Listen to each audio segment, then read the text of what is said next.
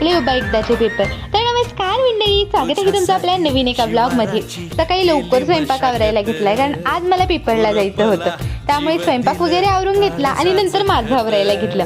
हे काही चेहऱ्यावरचं हसू बघताय ना, ते आहे कारण आज माझे पेपर संपणार आहेत म्हणून. पेपरचं आम्हाला काही टेन्शन नसतं. तसंही 4 दिवस सुट्ट्या द्या, नाहीतर 10 दिवस सुट्ट्या द्या, अभ्यास मात्र आम्ही शेवटच्या रात्रीच जागून करणार. पेपर झाल्यानंतर इकडे यांचं फोटो सेशन चालू होतं, कारण त्यांच्या मैत्रिणींना फोटो पाठवायचे असतील ना.